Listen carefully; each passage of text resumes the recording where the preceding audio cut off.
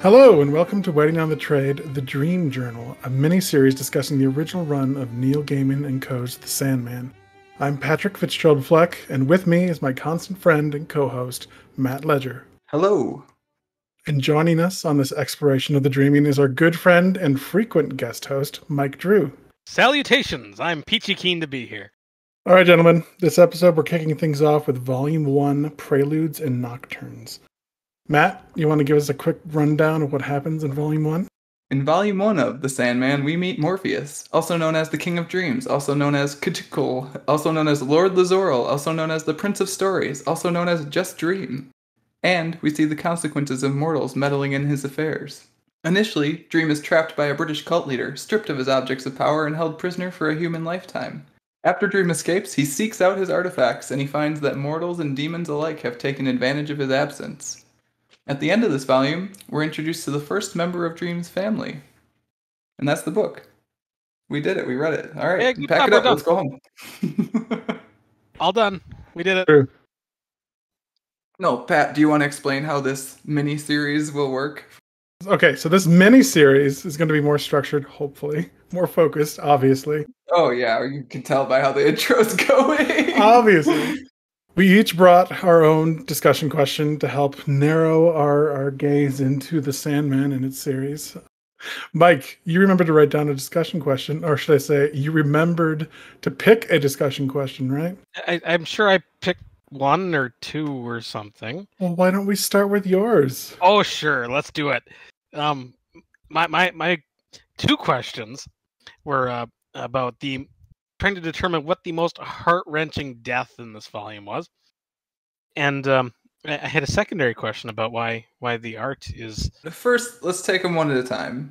Okay, so what is the most heart-wrenching death in this volume? There's a lot of death in this volume. We meet her at the end. No. She's the most heartwarming death. There we go. Yeah. She is peachy keen, as the kids say. There we go. Well, Mike, do you have a death that you're particularly skeeved by? Oh man, there's a few. The short answer is yes, and it is in the last volume. It's the baby. That gets me. I knew it, Mike. But that's only because I'm a father, and that I don't think that bothered me when I first read through it. Back when I first read through it, I think something in the diner with the I think one of the occupants of the diner. Yeah. With where you see her with literal like pins poking out of her eyes at the end there. That bothers me somewhat. Yeah, like sewing needles through her eyes. Yeah, I think it's the baby now. I don't know. Well, there's something really tragic, right? Just like it's an everyday kind of tragedy that could like happen to anyone. It's not some supernatural entity or demon ripping you in half. It's just sudden death syndrome. Isn't that what it's called? Yeah. Yeah, sudden infant death syndrome, I think is what they call it. STIDS. Yep. And it's just so real and so it's heart-wrenching. It catches you from the side there at the end. It's like, oh, we're going through all these, we're going through some deaths that aren't as awful as the ones we've seen, and then we see this one, and it gets me. It gets me at the end there. So I actually had the exact same answer. I think it's actually the correct answer. So Pat, whatever you say is going to be wrong. Wow, already just drawing that line. Good. No, not really. But I think my reason for it is partially it's the only death we really get to see. Not the only, but I guess it's one of the deaths we actually get to see another person's reaction to.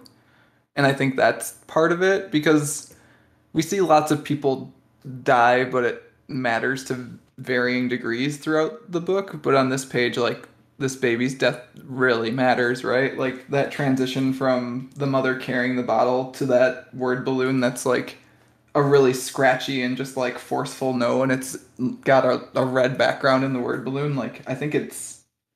like, the composition of the page is really well done for what it is, too. It really hits you hard because of that. I will want to talk about this page again when we come back around and talk about my second question. Your discussion question part B. Good. Yeah. Mike's question again. How did we manage to break the format of the podcast before we invited Michael Richard Drew to this series, this mini series? How did we do it? Micro series. What? But Pat, you have not said your answer to the question yet. I think I would say, I don't know, I'm sort of torn between two. One, I guess, is technically not a death because I think they said he's still alive. But the mother of the woman who's addicted to the dream sand, the father, sorry, of the woman who's addicted to the dream sand, who's like spread out on the walls of the apartment as like a living film of human flesh. I mean, that's not really a death, but it's still pretty fucked up, so that's up there. But I think the one that's the actual answer is the nurse that Dee gets a ride with. We spend the majority of an issue, what is it, 6? No, it would be 5, right? Because it's right before 24 hours. Yes. Yeah, it would be 5. It's the woman that he kidnaps to drive him away from Arkham, and Yeah, he's which, holding dear her at God. gunpoint. And she's obviously trying to talk him down. We get to find out that she's a nurse, that she starts to empathize with D and like his condition. She offers him her husband's coat and his lunch, and we feel like D is sort of opening up to her. And you think, okay, she's gonna get out of this, but no, like he steps out of it, says, "Is your husband actually a mobster?" She says, "No." I said, "Oh, well, that wouldn't have changed anything really," and then shoots her, and that's And how it she's ends. so like calm at that point. Like she thinks she's navigated her way out of this and actually bonded with this guy, Yeah, she's almost like befriended him, and just has no idea that he's wishes him well, and he steps out and then shoots her. It's like, oh, Gaiman just like gut punches you. Like the art is really good too because you don't see it coming, and all of a sudden it's just the end of the pistol and like blood spray. Yeah, and I think comics especially do that aspect of horror really well, where you can show stuff without showing stuff. Like you can have something taking place off panel, but still imply that it's happening, and that's usually more powerful, right? Like, Mhm. Yeah, that one is a rough one. I don't disagree with you, Patrick. It's especially since you get to see so much of her personality. Like she's actually a character by the end of the issue, and then she's not. And they don't really like they don't show you, but then they show you like her hanging outside of her door. Like it's just, and he just walks away and doesn't look at her or think about her again. It really right? does a good job of setting up D as just like an insane madman. Just Yeah, I don't think I'd actually noticed that she's like just an afterthought on the bottom of page 155 before you no, said because the that. focus is on his ruby. Like, oh, he's got Yeah, his ruby back. Oh, look, there's that innocent woman who just lost her life because she showed human empathy towards a monster. that bit where she's like, where he says he's from Arkham, and she's like, oh, like, Yeah, uh, just, ugh, I'm kind of surprised neither of you picked or mentioned John Constantine. Constantine. Kind of surprised neither of you picked his um former lover Rachel, or like that we didn't really discuss it, because that one to me was kind of gruesome and also heartbreaking because she just got into something she didn't understand, and like, I guess because there's not as much humanizing of her as a character. yeah, completely, right? Like you don't get to know her even in the same way, honestly, you get to know like that mother in the 2 panels she's on, like in the Mhm. story. Well, Yep. you can empathize with the mother, and it's hard to empathize with the addict whose addiction has hurt so many people. Like we get to see like the effects of her addiction Yeah, on, she like I turned say, her her father into a father. skin wall, so I mean, Yeah, and like Unfortunately, all this weird stuff is happening because she is abusing Sand. powers beyond her. Yeah, don't abuse sand, kids. All right. no, but I still felt for her, like especially because the stuff she was messing with at that point was so far beyond the normal stuff she was already addicted to. Sure. So I don't know. That was probably my runner-up, actually. And I figure I get to talk about it because I picked the same one as mine. That is a fair runner-up too. I didn't. I do think I fell into the less empathy for that character category, just because you do see how much pain she caused to not only our main character but everyone around her. So it maybe that's not fair of me, but no, it's not a good one either. And there's that. I guess the heart of me doing a question is, why is there so much death when the main character is Dream? It seems like the characterization is backwards a little bit. Well, that's a great transition to my question, Mike. Thank you. Yeah, so mine is from Morpheus's actions in this first volume. What kind of person or personification do you consider him to be? So, like Mike was pointing out, in that issue with John Constantine, John has to convince Morpheus to put this woman out of her misery. Morpheus was completely fine with just leaving once he got his pouch of sand back. So he seems a little indifferent to this woman's pain.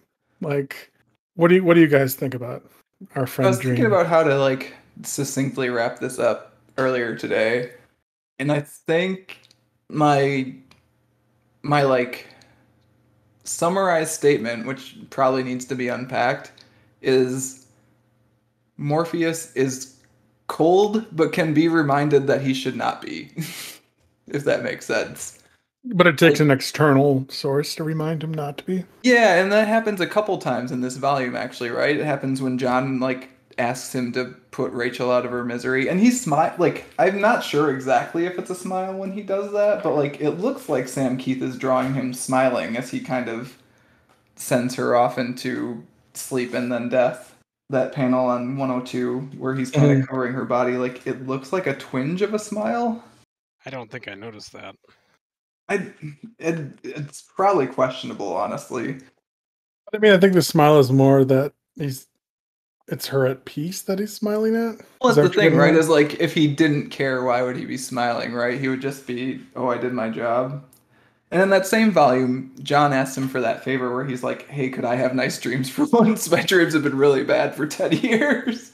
And that's another time where he is empathetic, but has to be asked, like has to be directly asked or prompted to be empathetic, right?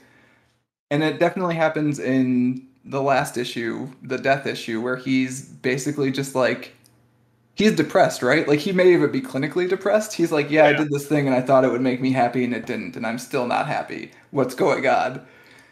And death pops up and kind of reminds him like, hey, this is what we do and why we do it. And he's like, oh, okay, cool. But like, do you think that's gonna stick? That seems like a guy who could easily relapse. I don't know. I had not formulated a full answer to your question, Patrick. That's okay. We can work it out here. Say, we're here. We're talking. I don't actually. I think in this issue he is about as dark comes, because I mean we're introduced to him during a century of isolation and imprisonment. Basically a toy being played with by children who don't understand what they have, and then we see him during that century. Basically, I mean, it specifically said the time doesn't pass faster for him.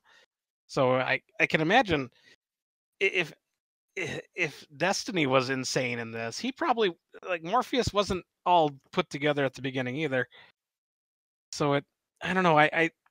I don't see him as being mentally stable at any point in this series or at any point in this issue, except maybe at the end when he's finally back together with Death and getting to experience a little bit of family and familial connection again. Well, even in that issue, doesn't he say to Death that he's much more terrible than anything that Death would be? Yeah. Yeah. And that's something, because I mean, you don't typically think of dreams as being scary. I mean, unless you have like, please, Mike. There's an entire class of dreams that is just scary dreams. It's called nightmares. Okay, well, okay. When I think of dreams, I don't typically think of nightmares because I don't know. I guess I'm lucky enough not to have many. But I don't know. I tend to reverse that. I would say I'm more afraid of death than I am of dreams. And it's not the case when I look at the characters in this book. I think if I have to classify one of these characters that I'm more fearful of, I would say I would be far more comfortable with death than with Dream. Well, I think that's probably the moral of that last issue anyways, is that you've seen Dream to be this I don't foreboding. Like his revenge is foremost in his mind for the majority of it, and getting back his power. And as Matt pointed out, the only time he does anything like selflessly is at the prompting of others. There is one bit where he's like actually empathetic without prompting, and it's like his handling of Dr. Destiny. Which And I he don't just kind of understand. Of all the people that he exercises any kind of like compassion toward, it's the man who murdered, I don't know, 8 people in a diner plus drove countless others insane through his actions. So it's a strange place that we see him show, because yeah, he just takes him back to Arkham, right? yeah. He doesn't leave him waking like he does the son of the man who imprisoned him. I got But the answer. yeah, go ahead. I know. So he can relate to Destiny, because Destiny is obvious. He's not sane. Like the guy's fucking nuts. And Morpheus was in the same boat. Like I do think that Morpheus had a break at the beginning of this. Like leaving the son of the man who imprisoned him in a constant waking. It's not a decision that it's not a sane decision. That's a I'm off my rocker decision, and I'm punishing you because you're here. At least I'm very pissed off decision, Yep. which fair. It's fair, yes, but I don't. I think he sympathizes with D more than maybe led to C initially, because of his earlier struggles in this story. I thought it was more that D accidentally gave him back his full power by destroying the ruby. I mean, there's And that too. in like the flush of more power than he's felt in what he said, like a millennia. Like he hasn't been this powerful in thousands of years. He decided to be empathetic, to show mercy towards this monster, which he hasn't shown towards anyone. Like I don't. It was a weird. It's a weird thing for a protagonist to do after we spent an entire issue with D torturing people. But does Dream care about 8 people at a diner? Like, Well, that's what I'm saying. Like, this is the titular Sandman. This is the main character of this series, and he's not he's not a good person or personification, right? I like actually that you like took the care to specify in the question, like even when you texted it to us initially, like person or personification, because he's not person, right? Like He's not Right. a person. he's by definition not person. He's a thing. He's a concept. He's the representation of a concept, and like concept doesn't give a shit about people. I think is what we've learned a little bit, but he also does, right? Or like he kind of wants to, I think, or Well, he used to and he forgot how, but sometimes he can be reminded. I Well, think is yeah. part of it. We see in hell, Etergon leads them past the sinners in cages, and one of them is a former lover of his that he himself damned to hell thousands of years ago. Yeah, dude And is cruel. They Dude, reach out to him for forgiveness, and Morpheus says, "No, I haven't forgiven you yet. I still love you. I will always love you, but I haven't forgiven you." yeah, and those two things are inevitably wrapped up with each other, I'm sure. If he didn't still love her, he probably would have forgiven her. So by at the same, now. yeah, so he is at once remote and distant as a personification of an idea, but he also is able to love someone, which is a very personal thing. So yeah, he's a dichotomy. Yeah, he's kind of contradictory in here, but not in a way that doesn't make sense, right? Like, there's a thing in fiction where people expect people to like behave consistently all the time, right? And if they don't, it's like, oh, the character's like not behaving the way they should. But like, people are wildly inconsistent, so really, it works out as long as you do it in a way that people are consistently inconsistent, if that makes sense. And I think he is. Like, I think I the mean, this is the moments. very first issue. They're just introducing the idea. Yeah, of- so you're still trying to figure it out, right? Which is a great lead into my question, but we're not there yet. But I think they talk about like they mentioned the endless like once or twice in this. you see Destiny in one panel, who I think was a pre-existing character, actually. Yes, he was afraid to turn the page when D and Morpheus were fighting. And you see Death, obviously, at the end. So I Right. didn't even see that. And they list a couple other like despair I think, Yeah, she says and something about desire. desire, I think, in the last volume too, or last chapter, sorry. So they list a couple of them, and they toy with like D names a little bit, but they don't really get. So like Gaiman's setting up the world that's going to come, but he's just like testing the waters at this point. All right, Mike, you want to jump into your B question? Sure, we'll do question B. Question B is there's a lot of very off the wall art in this story. I'm not gonna call myself in any version of an expert on comic books, but I have quite a collection of DC books at this point, and I don't even think that this art carries over to the rest of this series. Like just with the representations of various groups of people, like in the very first couple stories, how they represent aging, I guess, the process of getting older, and that's like they are made to look like people, just normal people are made to look terrifying. And I'm not sure if that's because I guess my question is um, how the art is used to convey feeling about characters in this story, because it seems that there is intentional ugliness put into characters and scenes where the characters are not meant to be relatable or empathetic or likable. I think Sure. even some of the likable characters are like represented in a way that you don't see in, like you said, like the normal DC comics, right? Like Yeah, Kat, every time Kat comes on this podcast, I think she mentions that she likes comics where people look like people and they're not all like buff supermodels wearing spandex or Well, there's whatever. some peoply looking people in this one. Yeah, right? Like this is a people-y people book.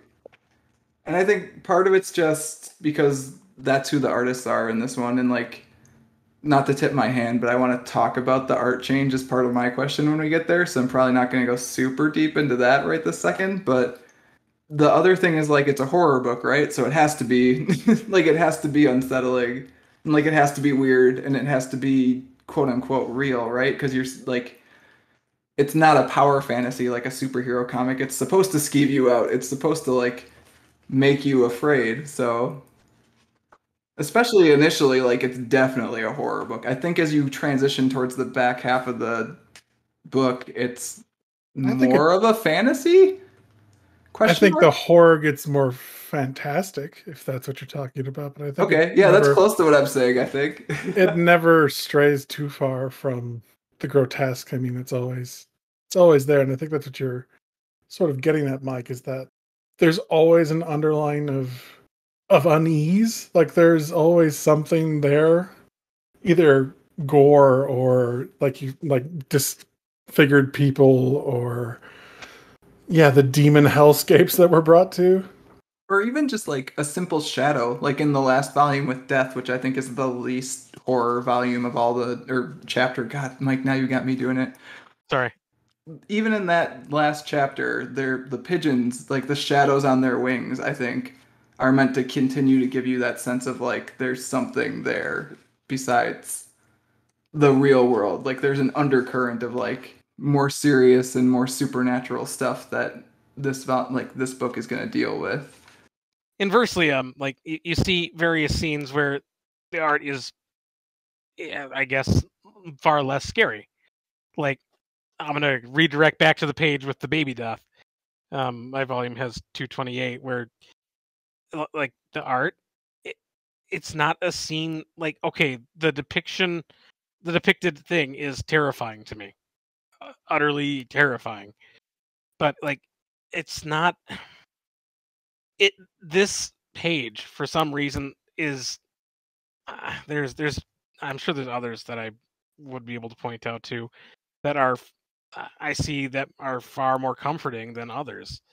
And this is one where it weirds me out that there are that the art does that, because it seems to clear up when, I mean, there's a patently awful thing happening, but it's not depicted as eerily as other actions and other things that we've seen.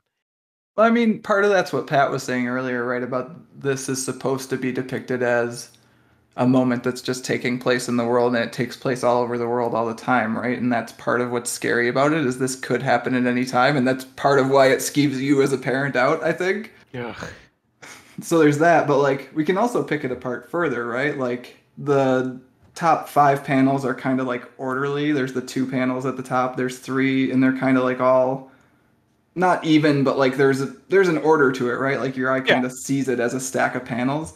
And then as you transition down to that big bottom one that's so much bigger than the ones at the top, there's that tilt and like the blue line around that panel where the bottle breaks, and like Yeah. that throws you right out of the order that was composed in those first 5 panels. Like everything's going the way it's supposed to in the world for the first 1 to 5 panels of this page, and then panel 6, the world drops out literally. Like the bottle drops and breaks, and that like I can't get over actually that speech balloon now that I keep looking at it. Like I really like the choice of using red there to contrast all the other stuff happening on the page. So there's a reason it gives you the feelings it does, I guess is what I'm trying to say. I agree. So I think that I don't have much more to say on my last question. So Matt, what was yours? I don't know. Pat, did you have anything you wanted to say about like did you have a particular sequence or page that you found unsettling? I mean, nothing terribly. I mean, the events in the diner are all pretty horrific. Yeah, I think like it's all the personal stories more so than like the gore that it shows. yeah, there's a little bit of caricature in that one that makes like sets it apart from some of the, for lack of a better term, like It's more just we get to know. Gaiman has us get to know each of the characters and like a little bit of their motivations and what makes them tick, and then we get to see them literally picked apart in front of us yeah, and turned into nothing more than just like meat puppets. like And puppets, yeah, and like partly picked apart by each other, right? Which is it's more also just like, unsettling. yeah, it's disturbing, and it's like you can't look away from it, and at the same time you're intrigued, just like where is this gonna go? And that's the stuff that really like it entices me. Like it's Gaiman's weird twist that he always throws into most of the stuff he does. I'm a big fan of dark fantasy, and like this is just probably the quintessential series for dark fantasy. Yeah, especially as we get later in the first volume, and I actually meant to say volume this time. Look at you. So related to that feeling, actually, the sequence I was kind of thinking about, at least the way I was thinking about the question earlier today, is actually the sequence where Dr. Destiny is just by himself in that white space in what would be issue After he 7. thinks that he's In Dreams, killed yeah. Like Dream. just crushed the ruby, right? And he thinks he's basically omnipotent at that point. Yeah. You've got that sequence where it's just him on the blank page, which is not like anything else we've seen in the comic so far, right? Like up to then, the comic is basically a standard comic with some weird paneling, some different page choices and stuff, but pretty standard. And then you get that blank page, and you're like, oh, this is different. And you get a repeat of it, and you then get the 6 panels of him gloating, and then you turn the page, and God, it's like such a great choice to put it on the page turn. You turn the page, and Dream is holding him in his hand, and that's why the page was white on the other side, because he's literally been up against Dream's skin because Dream is holding him in his hand. And I think that to me told me that this book is gonna be more fantastical than it had been up to that point, right? Sure. So that's where I started getting that sort of dark fantasy vibe. You Or only had it started at that cemented. point? I think cemented We've for been to sure. the pits of hell and back, and but it's The Pits of the Hell are still a horror thing, kind of though. Like Yeah, I they're mean, not. What was that, Mike? yeah, that's some horror stuff right there.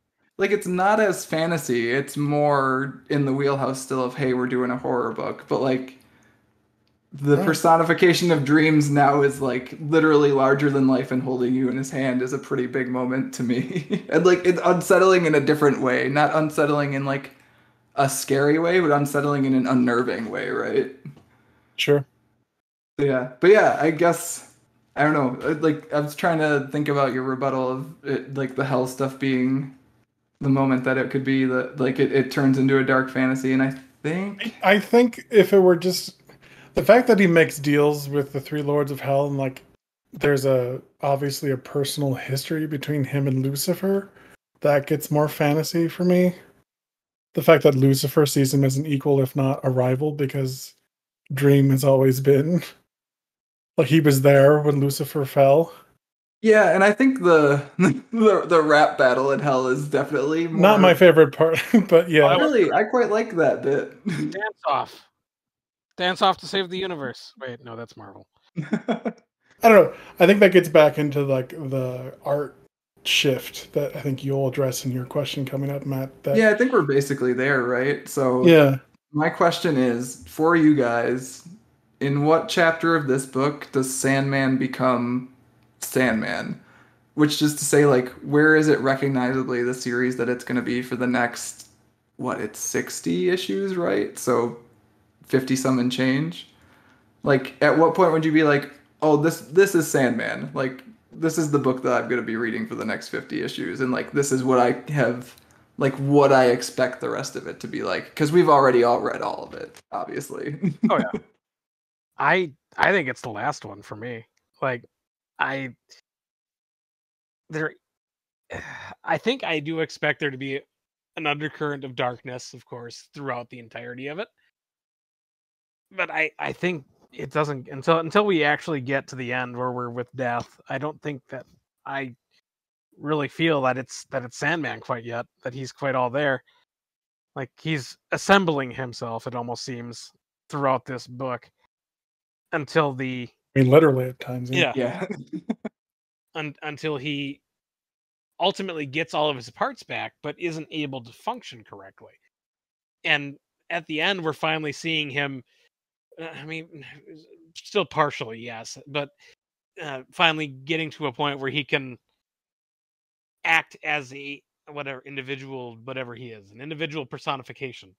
I mean, he's also Yeah. solved the initial, like, MacGuffin quest of the series, right? So basically, the series' initial, hey, here's a kick and we're off, is done. And now Gaiman gets to explore, like, okay, past that initial story, what is this book about? So I think it's a good argument, I think, actually. And I think you're in good company because from reading the back of the book, it sounds like Neil Gaiman agrees with you. No, I think you're right, Mike. I think obviously the last issue with Death is like quintessential Sandman, but I think it starts on that path for me at least with the Constantine story when he goes looking for his pouch of sand and the whole premise of this woman who's flawed in and of herself, but she's come across this thing that's beyond her and has fallen victim to it.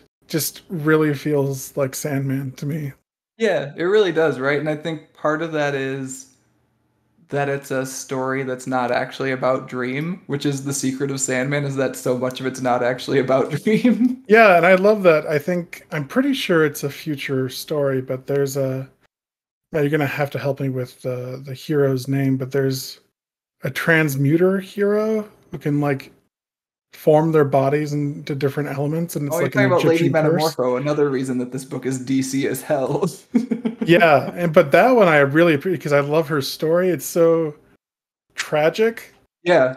but it reminds me so much of this first story of this woman who's encountered a thing that's beyond her and it's destroyed her through almost no fault of her own. It's just because she came across it.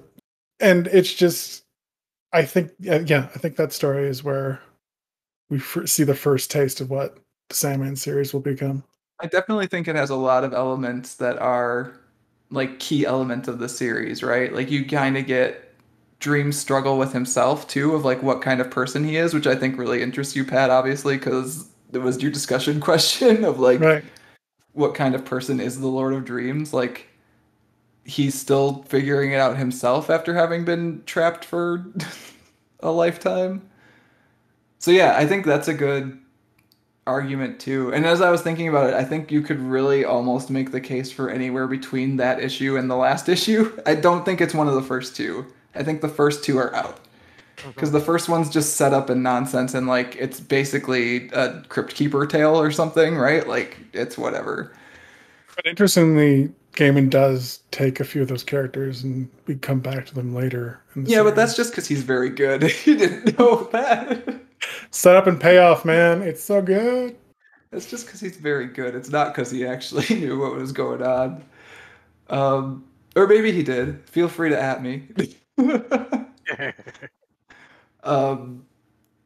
But I think the second issue really isn't either, because that one's also just like so much setup for. It's very plot based, right? And I think Sandman at its core is not plot based; it's character based.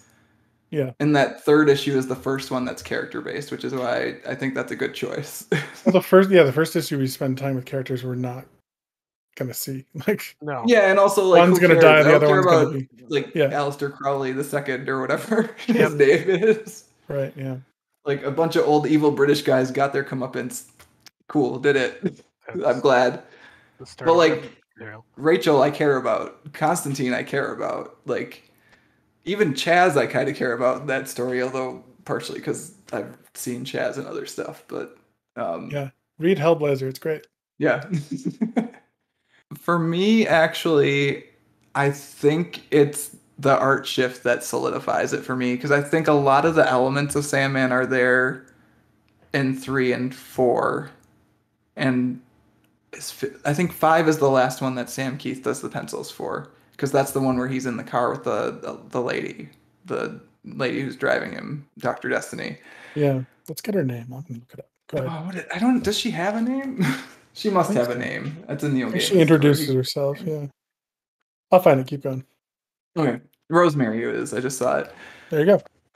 So he's in the car with Rosemary, right? And like each of those stories has a lot of the elements of what Sandman is. Like even Passengers is like Dream's not in half of it, right? Which again is the secret of Sandman. It's most compelling when Dream's not there. Maybe not most, but it's usually quite compelling when Dream's not there. And even like some of the elements where John Jones sees him differently than like Earth people see Love him, that like the fact that the Martians have worshipped him for eons before that's a super mankind. key that comes back in different stories throughout too, and like that's actually a really big part of Overture, which we are going to read as part of this, regardless of the fact that it's not original run, because it's interesting. The fact that Dream has many names, but he has also taken many forms. It's a really cool premise. Yeah, and I also really like that bit in that story where John tells Mr. Miracle that he was talking to an old god because Mr. Miracle's a new god. Again, new DC god. Comics bullshit as hell. It's true. It goes on the DC shelf. So like there's elements in that one. I think the Battle in Hell has a lot of stuff too that's very Sandman, like even though that one's a little bit more MacGuffin based. It gets a than some of little the too other ones. wacky for me with the thong wearing demon with 2 mouths. I don't I know. mean, yeah. So that's the thing, though. That's why I think 24 hours is where it shifts for me. Is like I think once Mike Dringenberg takes over on art and really opens things up to be like, hey, this doesn't have to be a normal horror comic. Like you don't have to do normal panels and like normal layouts, and like you can get experimental on the page. You can like blend different textures and like photorealism, like do some photorealism stuff with buildings. Like 24 Hours is a weird looking story, and then the next story, Sound and Fury, is like even weirder looking, right? To where we get to the point where I talked about that situation where Dr. Destiny's standing in Dream's hand. Like I think that for me is a like such a hallmark of Sandman stories, just like weird, cool ass art that is experimental and makes you think differently about how comic books can be structured even. That I don't think you're all the way there until at least 24 hours. And I think 24 hours, well, it goes a little bit harder than I remember. Like, also does that thing of him barely being in the book so well that I love it. Like, he's in 2 panels of that story, right? Dream. Well, Yeah. Yeah, you're right too. So that's my argument. My argument is that it's when the art shifts, because I think that's everyone has kind of come to the decision that the previous art does not fit what the book is, which means they kind of know what the book is or what they want it to be at least. I'd also like to circle back around and say that that we here at Waiting at the Trade support those who wear thongs. This demon who wants to wear a thong, we support you. You can wear whatever clothes you want on Waiting on the Trade. We don't have video, so. It was just a tone No, shift no, that I no. wasn't quite ready for. Yeah, like I do think they talk in the back of this a little bit too about how like Sam Keith just kind of wasn't the right fit for the book, and I think you see that in some of the stuff like that where it's not quite as fantastical as you would hope, if that makes sense. Like you can kind of even feel them fighting in that Hell story, I feel like, because Mike Dringenberg's inking it at that point, and that page where Dream is talking to Lucifer looks like a page from later in the book. It doesn't look like a Sam Keith drawn page. Yeah, for sure. Look at it just thogged out. Oh god, that and like the weird shape of Morpheus's palace. There's a goddamn throbbing penis in the middle of his dream palace, and it's just unnecessary. Oh, I Let's didn't get even there right notice now. that, Pat. Is Hang there? on. Wait, Give me a page number, Pat, if you got it. It's like a thought bubble of what his palace looked like, and it's prime. It's literally a veiny Oh no, I'm penis. looking at it in its disheveled state with Either Lucian way, it's standing still outside there. it. It's a broken down but still fully erect penis on this page. I just like Ramshackle but still functional on page 66. like the palace of Lucifer also looked phallic. It's like, okay, well, demons, what are you gonna do? But then the dream palace is like, why? And everyone's just a little mushy when Sam Keith It is drawing too. loose and squishy, yeah. he likes the penises. What can I say? Hey, everyone's dreams are different. I see it. It's a dilapidated penis where I'm looking at it, but it's. It looks kind of like that space shuttle Jeff Bezos was using to fly into space. What is up with that, right? Good lord. But yeah, then like the scene with Hecate, like they're all just smushy. Yeah, they're super squishy for sure. It's just faces that are just floating. Yeah, it's just Like, not. Imagine how different a book it would be if Sam Keith drew all of it, right? Like, Right. Which no one draws all of Sandman, which is part of its appeal. But that kind of wasn't the rule back in, like, this is sort of the first Vertigo book, I think, also. I think Karen Berger kind of used how successful this was to be like, hey, look, we can do this. Let me do this with more books. Yeah. So, like, they're kind of breaking rules in this thing, which is good. I do think the art shift helps substantially, but like I say, I think the story gets there faster than the art. Yeah, I think I agree with you, actually. Like, I think there's definitely an argument for anywhere between 3 and 8, with 3 and 8 being really good choices for the reasons you guys laid out. Yeah. I like that we all picked a different one, though. I was worried. Hey, if you're going to bet on anything, it's us arguing different points of view. That's what we do. That's what we do. Yeah. It's true. Wait, we can't agree on this point. Damn it. How is that? Oh, shit. Right. Fuck. We've broken ourselves again. One podcast host always tells the truth. The other podcast host always tells lies. The other one is just there. The other one just tries to wrangle the other two. In that case, that does it for our first entry of the Dream Journal. Hope you listeners enjoyed the quote-unquote tighter format. We'll see what this runtime is once I'm editing it. I have no idea. It's going to be so tight and well structured. I'll just cut all the nonsense Mike said, and that should give me a solid 20 minutes. You can cut me ranting about whether it's a chapter or a volume, and that's a good 10 minutes right there. That makes any sense. Oh, no. Alienating the blue-collar man when taking out Mike. You're the blue-collar man? Okay. I don't fucking know. All right. He appeals to the blue-collar man. Oh. Okay. I got you. As we know, you don't have to be a blue-collar man to appeal to the blue-collar man. I thought Toriyama appeals to. Never mind. Expect this series to pop up every now and then between our normal monthly comic podcasts. Next time we'll be talking about Volume 2, The Doll's House. Till then, be sure to steer clear of any old men carrying rubies at your local diner. See you guys. Good night. Bye.